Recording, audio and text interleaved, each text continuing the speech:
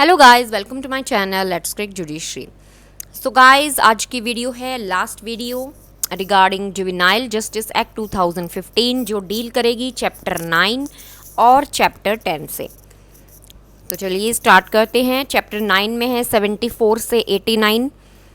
Mainly chapter 9 important इसलिए भी है क्योंकि इसमें जो प्रोहिबिशन है पीनल प्रोविजंस ज़्यादा हैं। ठीक है, यानी कि जो प्रोहिबिशंस हैं उनको अगर आप करते हैं तो फिर क्या होता है। ठीक है, चलिए स्टार्ट करते हैं सेक्शन 74 से। Prohibition on disclosure of identity of children. देखिए, ऐसा सेक्शन जो है इंडियन पीनल कोड में भी है सेक्शन 228A में, जो आइडेंटिटी डिस्क्लोज करने पे प्रोविजंस बताता है। तो 74 के फर्स्ट सबसेक्शन में कहता है कि no report in any newspaper, यानी कि न्यूज़पेपर, मैगजीन, न्यूज़ शीट या फिर ऑडियो विजुअल मीडिया, वहाँ पे कहीं पे भी आप जो चाइल्ड है उसका नाम, एड्रेस या स्कूल या फिर कोई भी उसकी जो रिलेटेड पर्टिकुलर है, ऐसी पर्टिकुलर जो बताएगी बच्चे की आइडेंटिटी को, वो क्या होगा, प्रोहिबिट होगा और ऑफेंसिव होगा। ठीक है, किन किन बच्चों की, यानी कि child in conflict with law है, या child in need of care and protection, और चाइल्ड विक्टिम और witness of a crime involved in such matter under any such other law for time being in force, nor shall the picture of any such child be publish. ठीक है, बच्चे की picture को भी publish नहीं किया जाएगा और कोई भी पर्टिकुलर जो रिवील करता है उसकी आइडेंटिटी वो डिस्क्लोज नहीं की जाएगी। और प्रोवाइडेड कहता है कि रीजंस रिकॉर्ड करके राइटिंग में बोर्ड और कमेटी परमिट कर सकती हैं ऐसा डिस्क्लोजर जो डिस्क्लोजर बच्चे के हित के लिए हो। ठीक है, ये होता है हमारा प्रोवाइडेड। उसके बाद है सेकंड कि पुलिस के रिगार्डिंग कहा गया है कि पुलिस भी जो है वो डिस्क्लोज नहीं करेगी any record of the child for the purpose of character certificate और otherwise in cases where the case has been closed और डिस्पोज्ड ऑफ। ओके, उसके बाद है अब क्या आपका यानी कि आपको क्या पनिशमेंट दी जा सकती है अगर आप डिस्क्लोज करते हो। 6 महीने की सज़ा या फिर 2 लाख का जुर्माना या फिर दोनों, ये चीज़ें जो हैं हो सकती हैं। पीटी में ये मार्क कर लेना आप 6 महीने वाली और 2 लाख की, क्योंकि ये सेक्शन 74 इम्पॉर्टेंट है। उसके बाद आता है सेक्शन 70। अगर बच्चे के साथ क्रुएलिटी की जाती है तो क्या पनिशमेंट है। देखो, जो भी जिसका एक्चुअल चार्ज होगा बच्चे पे, ठीक है, यानी कि उसके अंडर में है, कंट्रोल है, असॉल्ट करता है, अबेंडन करता है, अब्यूज करता है, एक्सपोज करता है, विलफुली नेग्लेक्ट करता है बच्चे को, और कॉजेज और procure the child to be assaulted, abandon, abused, exposed और neglected in a manner likely to cause such child unnecessary, यानी कि जो भी क्रुएलिटी से रिलेटेड चीज़ें हैं, यानी कि असॉल्ट करना, उसे अब्यूज़ करना, नेग्लेक्ट करना, तो ये चीज़ें उसे मेंटली और फिज़िकली सफ़र करने के लिए मजबूर करेगी और इसीलिए 3 साल या 1 लाख या दोनों ये आपको पनिशमेंट दी जा सकती है। तो मेनली जो वर्ड है वो है क्रुएलिटी, इसे अंडरलाइन कर लेना, क्रुएलिटी 75 में आएगी। उसके बाद प्रोवाइजो कहता है अगर क्रुएलिटी होती है किसी ऑर्गेनाइजेशन के द्वारा, यानी कि कोई मैनेज कर रहा है ऑर्गेनाइजेशन और उसमें पर्सन एम्प्लॉय है और जिसको ज़िम्मेदार ठहराते हैं कि भाई वो बच्चे की केयर प्रोटेक्शन रखेगा, वहाँ पे 5 साल और 5 लाख रुपए का जुर्माना हो जाएगा। ये और नहीं है, ये एंड है, ध्यान रखिएगा। ठीक है, ये मैंने और कर दिया, इसे एंड कर लीजिएगा। 5 साल और 5 लाख, ये और एंड काफ़ी इंपॉर्टेंट होते हैं। जैसे यहाँ पे 6 महीने या 2 लाख की, यानी कि दोनों में से एक या दोनों हो सकती हैं। अब 5 साल और 5 लाख दोनों होंगी, एक एक चीज़ नहीं होगी। अगर क्रुएलिटी जो है वो आगे चल के डेवलप करती है किसी बीमारी को तो 10 साल और 5 साल की सज़ा हो सकती है। यहाँ पे भी एंड आएगा, ठीक है। 10 साल और 5 लाख की क्या हो सकती है सज़ा, अगर क्रुएलिटी से कोई इलनेस डेवलप होती है। ओके, इलनेस कैसी, मान लो फिजिकली इनकैपेसिटेट हो जाता है या फिर उसका कोई हड्डी वड्डी टूट जाए, यानी कि रिस्क हो जाए लाइफ को, हाथ पैर टूट जाए, वो क्रुएलिटी ही लीड करे, यानी कि क्रुएलिटी जो आपने दी थी उसकी वजह से उसको वो चीज़ हुई है, रिजल्ट हुई है, तो वहाँ पे 3 साल से 10 साल हो सकती है और जुर्माना भी होगा 5 लाख और होगा ये एंड, ठीक है।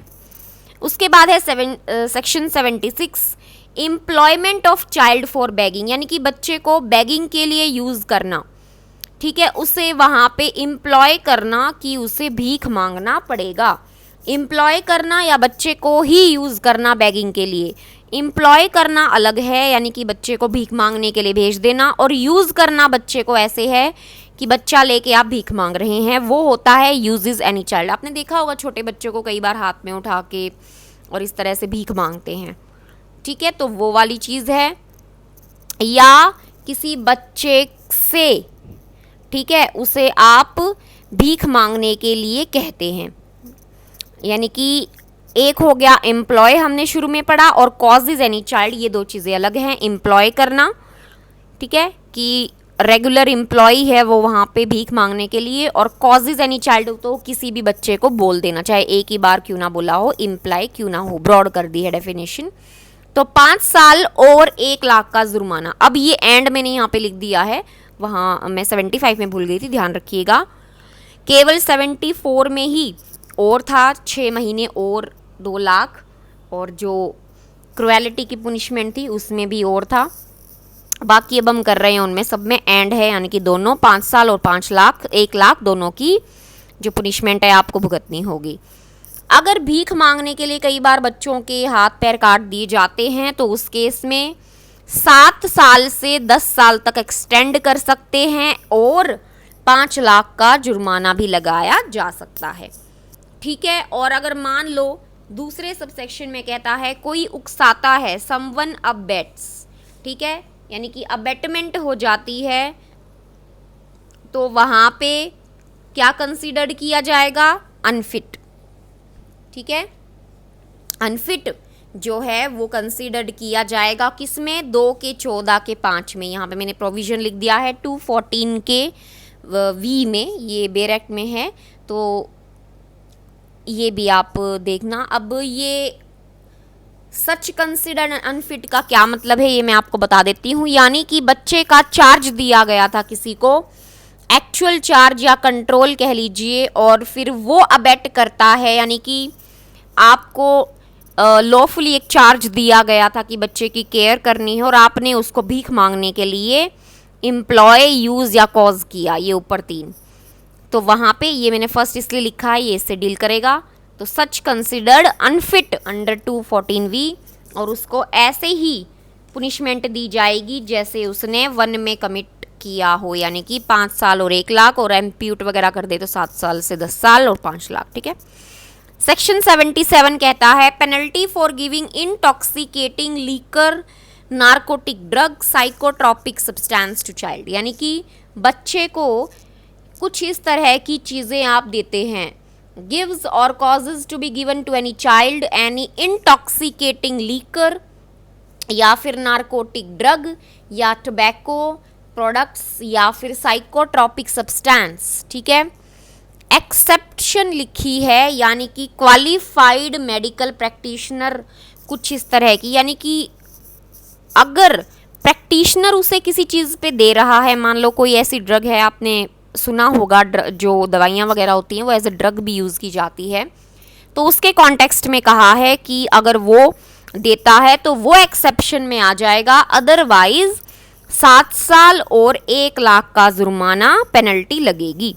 सेक्शन 78 कहता है using a child for vending, pedalling, carrying, supplying और स्मगलिंग एनी इंटॉक्सिकेटिंग लीकर, ठीक है, यानी कि किसी बच्चे को ये बेचने के लिए उसे रखना, यूज़ करना। A child for vending, peddling, carrying, यानी कि ये जो ड्रग्स वगैरह का होता है इन्हीं के ये वर्ड्स हैं। तो ऐसा इनको इतना करने की ज़रूरत नहीं, बस आप याद रखिएगा इस तरह से कि अगर उसे यूज़ करते हैं बच्चों को बेचने के लिए ड्रग्स वगैरह तो 7 साल और 1 लाख का जुर्माना लग सकता है। देखो, बच्चे को यूज़ इसलिए भी करते हैं कि बच्चे पे कोई शक नहीं करता जल्दी से, तो इसीलिए उसको ये पनिशमेंट दी जाएगी, बच्चे को नहीं, पर्सन को। ओके। सेक्शन 79 कहता है exploitation of a child employ, यानी कि कोई चाइल्ड एम्प्लॉय है आपके पास और उसका आप एक्सप्लॉयटेशन करते हैं, ठीक है, यानी कि बॉन्डेज बना के रखा हुआ है और वहाँ पे आप उसे रोजगार दे रहे हैं, लेकिन वहाँ पे उसके साथ बहुत ज़्यादा शोषण होता है। कैसा शोषण हो सकता है? मान लो ज़्यादा देर तक काम करवाते हैं या कम पैसे दे रहे हैं, उसकी अर्निंग्स आप ले रहे हैं, इस तरह की चीज़ें। तो 5 साल की सज़ा और 1 लाख का जुर्माना दिया जाएगा, आपको देना पड़ेगा, ठीक है। तो एक्सप्लॉयटेशन हो गया सेक्शन 79। उसके बाद है सेक्शन 80।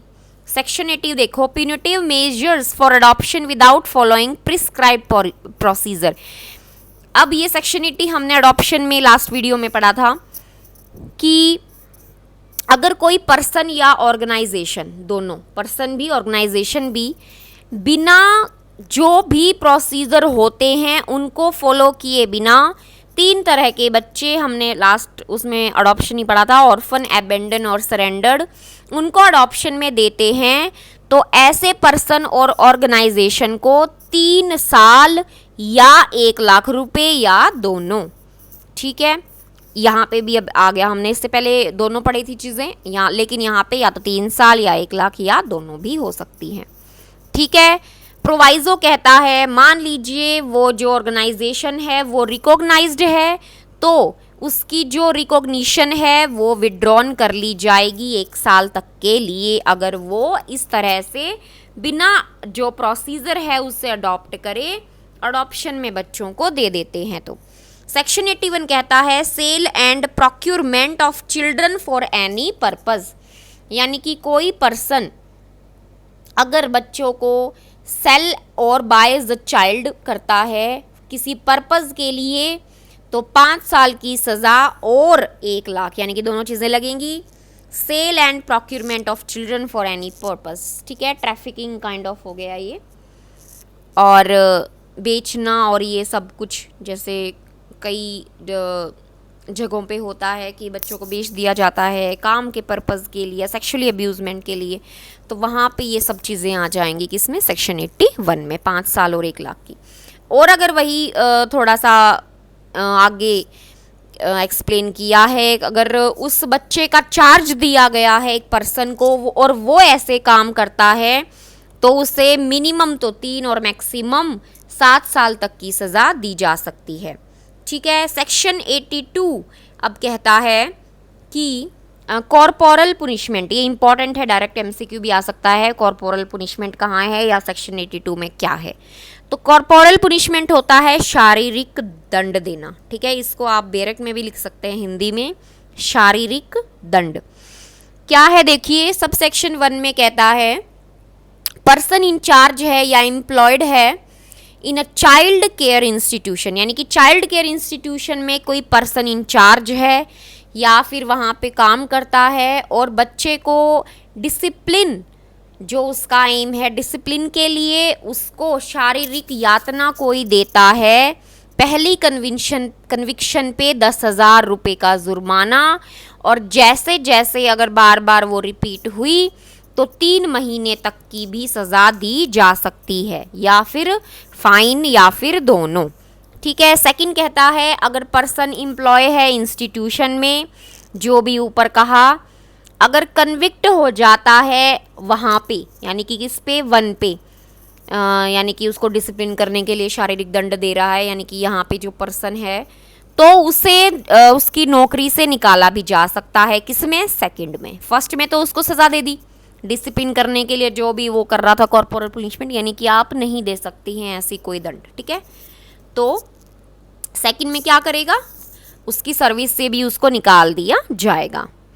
अब उसके बाद थर्ड में कहता है, मान लीजिए आपने इंक्वायरी बिठा रखी है स्टेट गवर्नमेंट बोर्ड या कमेटी ने, और ऑर्गेनाइजेशन जो है वो कोऑपरेट नहीं करती, तो वहाँ ऑर्गेनाइजेशन का जो भी मैनेजमेंट कर रहा है पर्सन इंचार्ज है उसको 3 साल तक की और 1 लाख रुपए का जुर्माना भी भरना पड़ सकता है अगर वो कोऑपरेट ना करे तो। ठीक है।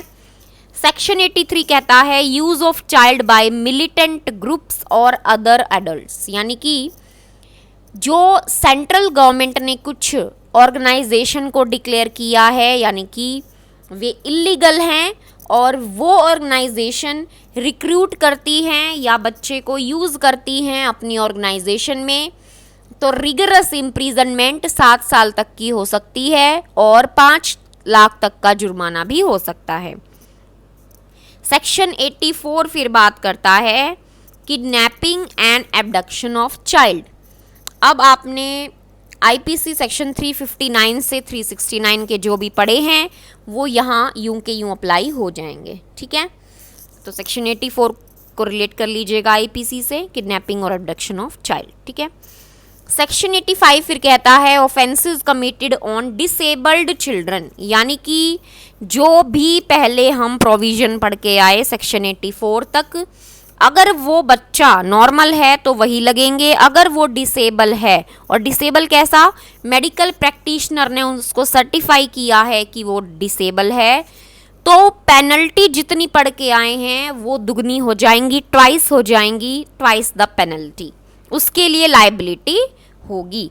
डिसेबल का मतलब बताया है 2 के आई में, और एक्ट है पर्सन्स विद डिसेबिलिटीज एक्ट 1995। ठीक है, इस एक्ट में जो डिसेबल आ गया और आप जो बच्चा है 84 तक जो भी एब्डक्शन हुआ या बच्चे को यूज़ किया गया, तो वहाँ पे आपकी जो पेनल्टी है वो क्या हो जाएगी, ट्वाइस। ओके।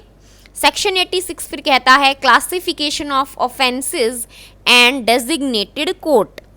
अब ये थोड़ा सा ध्यान से पढ़ लेना, पूरे ये 2-3 इसमें 3 सबसेक्शन हैं, मैंने इन्हें चार्ट में बनाया है, एक बार इसे आप अपनी बुक कॉपी में भी नोट डाउन कर सकते हैं। देखिए थोड़ा सा इसको इस साइड कर देती हूँ। हाँ, पहला है, ऐसे ही नोट कर लेना, यही लिखा हुआ है तीनों सेक्शन में, सबसेक्शन में, पीटी के लिए मार्क करना, 7 साल या उससे ज़्यादा की अगर इम्प्रीजनमेंट है तो वो ऑफेंस कॉग्निजेबल होगा, नॉन बेलेबल होगा, और कौन कोर्ट ट्राई करेगी, चिल्ड्रंस कोर्ट।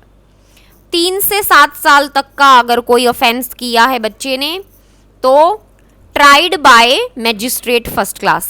ठीक है, बच्चे ने नहीं आएगा, तो 3 से 7 साल कॉग्निजेबल और नॉन बेलेबल होगा, यानी कि ये दोनों नॉन बेलेबल चलेंगे, और मैजिस्ट्रेट फर्स्ट क्लास जो है उसको ट्राई करेगा। और थर्ड कहता है कि 3 साल से कम है, पैटी ऑफेंस है और या फिर फाइन लगाया हुआ है, तो नॉन कॉग्निजेबल होगा लेकिन बेलेबल भी होगा, और उसको कोई भी मैजिस्ट्रेट जो है ट्राई कर सकता है। तो ये आप चाहे स्क्रीनशॉट ले लेना, अपनी कॉपी में लिख लेना, जैसे भी आपको ठीक लगे। इन तीनों सेक्शन सबसेक्शंस में यही बात है। उसके बाद कहता है सेक्शन 87 अबाउट अबेटमेंट। देखिए क्या कह रहा है कि अबेटमेंट होगी, अगर कोई भी अबेट करता है तो सिंपल ऐसे ही माना जाएगा कि उसने ऑफेंस कमिट कर दिया है। एक्सप्लेनेशन अबेटमेंट को थोड़ा डिफाइन करती है कि इनकॉन्सिक्वेंस कैसे इंस्टिगेट करना, कॉन्स्पिरेसी 8 जो 107 आईपीसी में है सेम वही है। सेक्शन 88 कहता है ऑल्टरनेटिव पुनिशमेंट, यानी कि एक एक्ट में ऑफेंस है, यानी कि कोई भी एक्ट है, ठीक है, ये वो वाला एक्ट नहीं है, कोई काम is offence in this act, यानी कि यहाँ इस एक्ट में जो ऑफेंस है और दूसरे किसी लॉ में भी ऑफेंस है, तो क्या होगा, तो जिसकी ग्रेटर डिग्री होगी पुनिशमेंट की वो ही लायबिलिटी बनेगी। हो सकता है क्योंकि, और ये तकरीबन आईपीसी में भी आएंगे। ठीक है, तो कौन सा एक्ट चलेगा, जिसकी लायबिलिटी ज़्यादा होगी, ग्रेटर इन डिग्री, वही चलेगा। और सेक्शन 89 कहता है offence committed by child under this chapter, तो जो भी चाइल्ड जो है ऑफेंस करेगा वो माने जाएंगे इन conflict with law under this act. मैंने लिखा नहीं है बट ये सिंपल है एक बात कि any child who commits any offence under this chapter shall be considered, क्या माना जाएगा, child in conflict with law. ये हम पढ़ के ही आए हैं हर उसमें, तो कोई इसमें अलग बात लिखने की ज़रूरत नोट्स में नहीं है। लास्ट चैप्टर है 10 मिसलेनियस, सेक्शन 90 से लेके 112।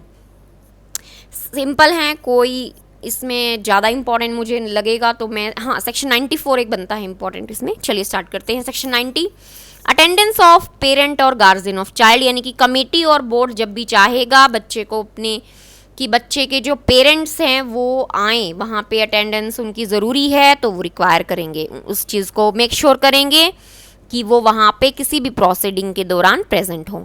सेक्शन 91 कहता है dispensing with attendance of child, यानी कि कब कब जो कमेटी बोर्ड है वो डिस्पेंस कर सकती है, मना कर सकती है कि जो चाइल्ड की अटेंडेंस है वो ज़रूरी नहीं है तो वो ना भी आए। फर्स्ट कहता है सब सेक्शन, अगर कमेटी बोर्ड ये सोचती है कि अटेंडेंस रिक्वायरमेंट नहीं है तो रिकॉर्ड रीज़न करके आगे प्रोसीड करेगा।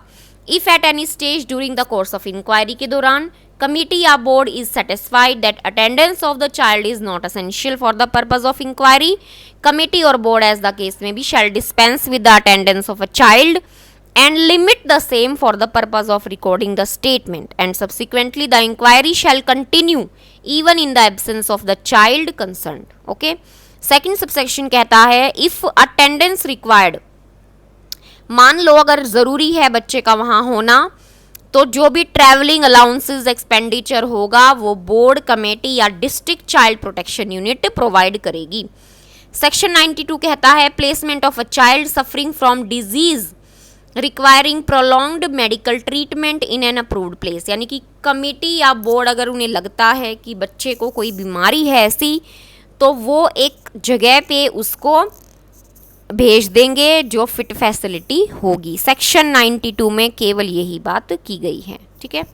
कमेटी या बोर्ड आएगा बार बार हर उसमें। सेक्शन 93 कहता है transfer of a child who is mentally ill addicted to alcohol या फिर किसी ड्रग्स से, यानी कि एडिक्शन है उसे किसी चीज़ की मेनली और मेंटली इल है, उससे डील करता है सेक्शन 93। अगर बच्चा पाया जाता है मेंटली इल है, ठीक है, तो उसे मेंटल हेल्थ एक्ट के अनुसार किसी साइकेट्रिक हॉस्पिटल में एडमिट करवाया जाएगा, ठीक है, जो भी उसकी कंडीशन होगी जिस, और अगर मान लो उसको एडिक्शन है, अल्कोहल ले रहा है तो रिहैब सेंटर में उसे भेजा जाएगा। पूरे 93 में केवल यही बातें हैं, पढ़ लेना आप एक बार, नॉट सो इम्पॉर्टेंट, सिंपल चीज़ें हैं। ऑब्वियस सी बात है कोई बच्चा आया किसी कमी के साथ, ठीक है, स्कार्सिटी के साथ, तो ऑब्वियस सी बात है बोर्ड कमेटी का ये सहमति होगी कि ट्रांसफ़र किया जाए बच्चे को सबसे पहले वहाँ पे जहाँ पे उसका इलाज हो सके। मेंटली है तो वहाँ पे उसको जो भी हॉस्पिटल है वहाँ भेजा जाएगा, और अगर एडिक्शन है तो डी एडिक्शन सेंटर या रिहैब सेंटर में भेजा जाएगा। ये लॉजिक की बातें हैं, इसमें कोई पढ़ने वाली याद करने वाली बात नहीं है। और एक्सप्लेनेशन 3 चीज़ों को बताती है, integrated rehab centre for addicts, mentally ill person, 2 section 2 के एल में डिफाइंड है, और एक्ट है mental health act 1987। Psychiatric hospital या साइकेट्रिक नर्सिंग होम क्या होगा, सेक्शन 2 के क्यू में मेंटल हेल्थ एक्ट में डिफाइंड है। और सेक्शन 94 वेरी वेरी इंपॉर्टेंट लिख लीजिए, राजस्थान के 17-18 में आया हुआ था ये एग्जाम में। Presumption and determination of age means का तो क्वेश्चन बन सकता है आराम से, यानी कि क्या प्रिज्यूम और डिटरमाइन करेंगे एज के बारे में। अब बोर्ड को लगता है दिखने से ही कि हाँ शायद बच्चा चाइल्ड है, तो कमेटी जो है इंक्वायरी बिठाती है 14 और 36 में, where it is obvious to the committee और board based on the appearance of the person, यानी कि पहला पर्सन यूज़ किया है वर्ड, क्योंकि चाइल्ड उसे बाद में बताते हैं, ठीक है। पर्सन को लाया जाता है और that the sad person is the child, अब चाइल्ड आ गया क्योंकि उन्हें अपीयरेंस से ही लगा कि जो पर्सन है वो चाइल्ड है। कमेटी और बोर्ड जो है रिकॉर्ड करेंगी ऐसी ऑब्जर्वेशन को और स्टेट करेंगी कि जो एज ऑफ चाइल्ड है अंडर सेक्शन 14 और 36 में, without waiting for further confirmation of the age. Okay, second में मेनली बात करता है सबसेक्शन में एविडेंस, यानी कि क्या क्या एविडेंस होंगे रिगार्डिंग एज, तो date of birth certificate from school या मैट्रिक का। और सेकंड बात करता है अगर म्यूनिसिपल अथॉरिटी वगैरह पंचायत वगैरह है वहाँ का सर्टिफिकेट। और थर्ड में बात करता है अगर ये दोनों चीज़ें नहीं हैं तो एक टेस्ट होता है जिसे बोलते हैं ऑसिफिकेशन टेस्ट, ये करवाया जाएगा for determining the child's age. Provided कहता है जो भी ये कंडक्ट होगा टेस्ट का 15 दिन के अंदर अंदर हो जाना चाहिए। 15 दिन कौन से, जब से ऑर्डर आया था रिगार्डिंग डिटरमाइन ऑफ एज, तब से 15 दिन के अंदर अंदर ये सब कुछ हो जाना चाहिए।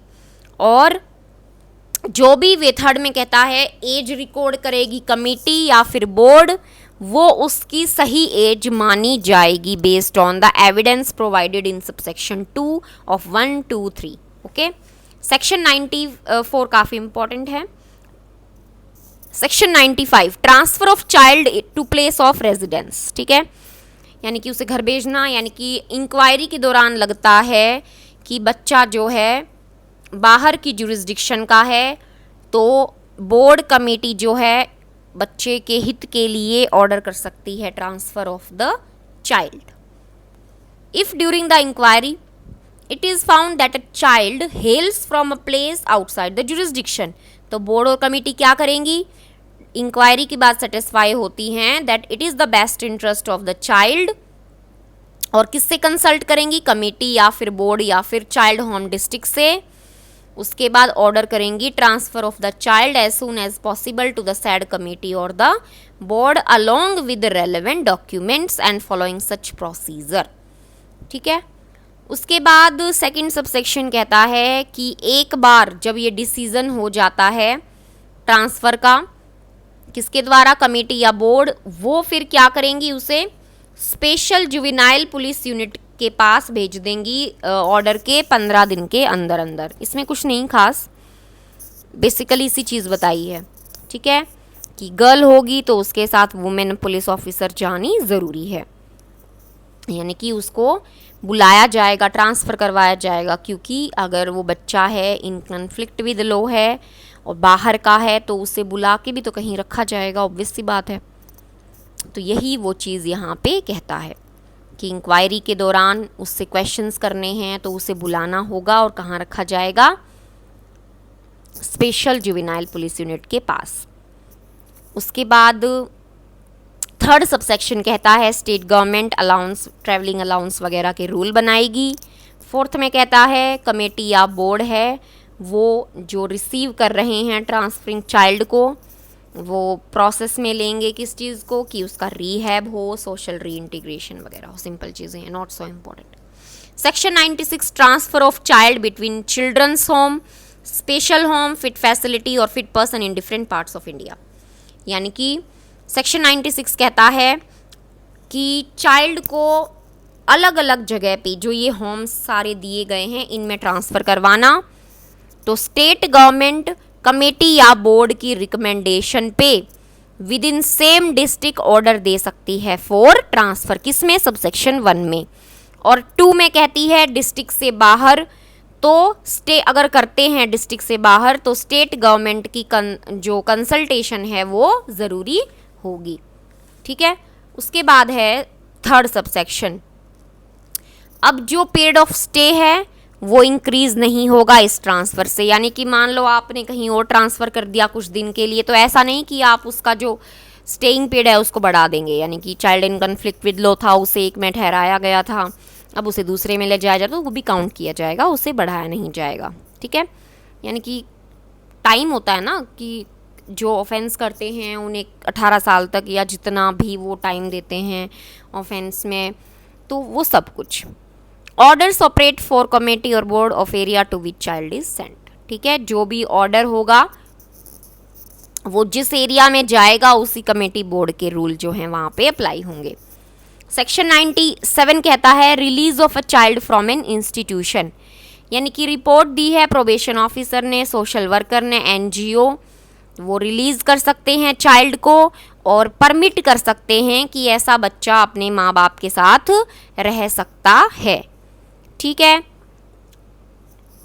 When a child is kept in children's home, special home, किसकी रिपोर्ट पे? प्रोबेशन ऑफिसर या सोशल वर्कर या गवर्नमेंट, इनकी उस पे उसे रिलीज किया जा सकता है, या तो पूरी तरह से या कुछ कंडीशंस के साथ कि वो अपने माँ बाप के साथ रह सकता है under the supervision of any person, ठीक है।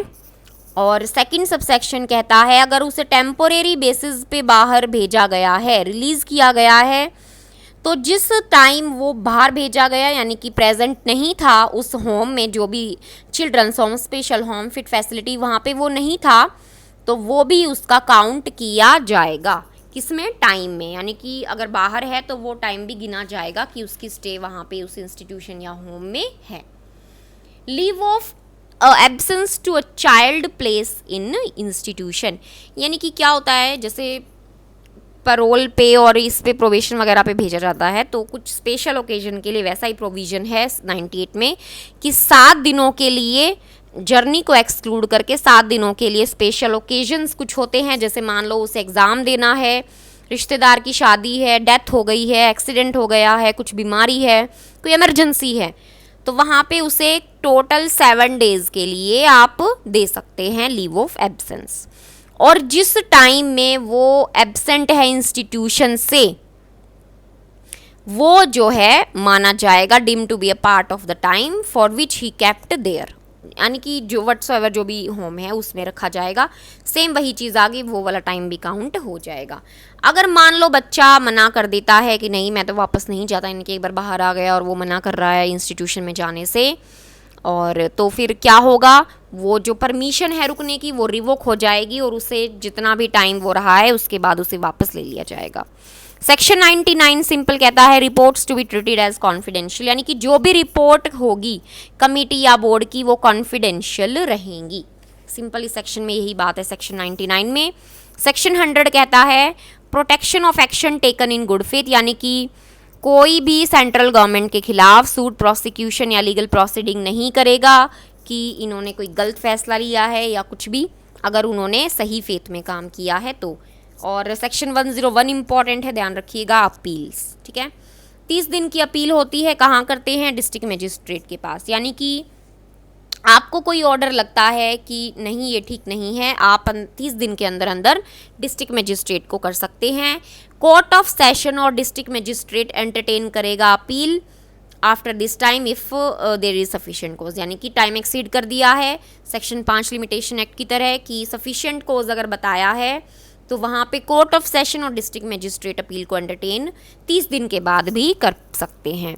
और जो अपील है प्रीलिमिनरी टेस्ट की, असेसमेंट की, 15 में हम पढ़ के आए थे हीनियस ऑफेंसेस में प्रीलिमिनरी असेसमेंट होता है, तो उस केस में जो है कोर्ट ऑफ सेशन या फिर कोर्ट साइकोलॉजिस्ट या मेडिकल स्पेशलिस्ट जो हैं उनकी सहायता ले सकता है, उसकी हेल्प ले सकता है। और कुछ चीज़ों में थर्ड सबसेक्शन कहता है अपील नहीं होगी, यानी कि हीनियस ऑफेंसेस में अगर एक्विटल किया है तो नहीं होगी, और बच्चे की एज है 16 या उससे ज़्यादा, ठीक है। या फिर कोई और ऑर्डर है अबाउट चाइल्ड जो जिसको ज़रूरत नहीं है इन need of care and protection, तो उसमें वहाँ पे भी अपील नहीं होगी, तो ये थर्ड वाला इम्पॉर्टेंट है। फोर्थ सबसेक्शन में कहता है कोई भी सेकंड अपील नहीं होती है from order passed by court of session, ठीक है। फिफ्थ में कहता है चिल्ड्रंस कोर्ट से अपील कहाँ जाएगी? हाई कोर्ट में, इंपॉर्टेंट है। इस तरह के क्वेश्चन ज़रूर आते हैं कि चिल्ड्रंस कोर्ट से कहाँ अपील जाएगी? हाई कोर्ट में। और कहाँ के रूल अप्लाई होंगे? क्रिमिनल प्रोसीजर कोड के अप्लाई होंगे। फिफ्थ सबसेक्शन को 101 में इंपॉर्टेंट मार्क कर लेना, ठीक है। चिल्ड्रंस कोर्ट की कहाँ जाएगी? हाई कोर्ट में। सेक्शन 102 कहता है रिवीजन, रिवीजन आपको पता है हाई कोर्ट करता है, किसी भी टाइम कर सकता है, खुद या एप्लीकेशन पे पार्टी की। और कोई भी कमेटी, बोर्ड, चिल्ड्रन कोर्ट के जो प्रोसीडिंग हैं, उनके ऑर्डर हैं, उनको बुला सकता है, रिवाइज कर सकता है, रिवीजन कर सकता है। सेक्शन 103 फिर बात करता है procedure in inquiries, appeals and revision proceeding, यानी कि कमेटी और बोर्ड हैं जब इंक्वायरी कर रहे हैं इस एक्ट में, shall follow such procedure as may be, जो भी प्रिस्क्राइब्ड है क्रिमिनल प्रोसीजर कोड में जो सम्मन केसेस में होता है। और प्रोसीजर है अपील रिवीजन का, उसका भी क्या रहेगा, क्रिमिनल प्रोसीजर कोड का ही प्रोसीजर रहेगा। फिर है पावर ऑफ कमेटी और board to amend its own order, खुद के भी ऑर्डर अमेंड कर सकते हैं। क्या क्या रिक्वायरमेंट होगी, 2 मेंबर होंगे बोर्ड में, जो जिसमें से एक क्या होगा, प्रिंसिपल मैजिस्ट्रेट, और 3 जो कमेटी के मेंबर होंगे, ये तो बोर्ड के थे जो बनाया था, और ये कमेटी के भी 3 मेंबर हो सकते हैं, उनकी भी जो सहमति व्यूज़ लिए जाएंगे। ठीक है, 3 मेंबर्स ऑफ कमेटी। उसके बाद है क्लैरिकल मिस्टेक जो होगी वो किसी भी स्टेज पे ठीक की जा सकती है। 104 का सबसेक्शन 2 क्लैरिकल मिस्टेक्स के बारे में बात करता है। क्लैरिकल मिस्टेक्स जैसे एक्सीडेंटल स्लिप या ओमिशन है तो वो करेक्ट किसी भी टाइम की जा सकती है, खुद या फिर एप्लीकेशन पे। 105 बात करता है स्टेट गवर्नमेंट में जो फंड होगा, juvenile justice fund for welfare and rehabilitation of childrens के लिए। सेक्शन 106 फिर बात करता है state child protection society and district child protection unit. ठीक है, तो गवर्नमेंट इनको अपॉइंट करेगी। पूरे इसमें कुछ भी खास इंपॉर्टेंट नहीं है, लेकिन सेक्शन एक बार देख लेना। 107 में है child welfare police officer and special juvenile police unit. Her police station में एक ऑफिसर होगा, ये थोड़ा इंपॉर्टेंट है, देख लेना इसको। हर पुलिस स्टेशन में एक ऑफिसर होगा जो चाइल्ड वेलफेयर पुलिस ऑफिसर होगा, जो चिल्ड्रंस के जो विक्टिम हैं, चिल्ड्रन जो विक्टिम हैं उनके जो भी ऑफेंसेस हैं उनसे डील करेगा। State government constitute special juvenile police unit, यानी कि उसमें डीएसपी और 2 सोशल वर्कर होंगे, 2 सोशल वर्कर में से एक वुमेन होगी। और स्पेशल जुवेनाइल पुलिस यूनिट में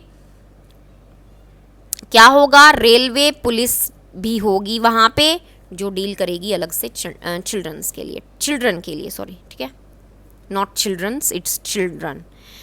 उसके बाद है section 108 public awareness on provisions of act, यानी कि central state government necessary measures लेगी कि पब्लिसिटी करवाए इस एक्ट की। क्यों? क्योंकि सबको पता होना चाहिए कि बच्चों के लिए ऐसे स्पेशल प्रोविजंस बनाए गए हैं, तो थ्रू मीडिया उसकी पूरी पब्लिसिटी करवाएगी central and state government. B में कहता है officers to get periodic training, उन्हें ऑफिसर्स को पीरियोडिकली ट्रेनिंग दी जाएगी। 109 में है monitoring of implementation of act, national commission जो है for protection of child rights under section 3 और state commission for protection of child rights under section 17, commission for protection of child right 2005, ये मॉनिटरिंग के लिए होंगी। सेकंड में है सेम पावर होंगी एज इन एक्ट, जो भी एक्ट में इन नेशनल कमीशंस को पावर दी गई हैं वही होंगी। 110 में है power to make rule by state government, 111 repeals saving, और पावर टू रिमूव डिफिकल्टीज कौन, सेंट्रल गवर्नमेंट। सो हमारा ये एक्ट कंप्लीट हो जाता है। इसी के साथ हमारा जुवेनाइल जस्टिस एक्ट फिनिश होता है। तो गाइज मैंने 7 वीडियो बनाई हैं इस एक्ट को लेकर, तो 7 वीडियोज़ आप देख के पूरा एक्ट समझ सकते हैं। और आपको अगर ये वीडियो समझ में आई हो तो प्लीज़ लाइक कर दीजिएगा और चैनल को सब्सक्राइब कर दीजिएगा। Thank you.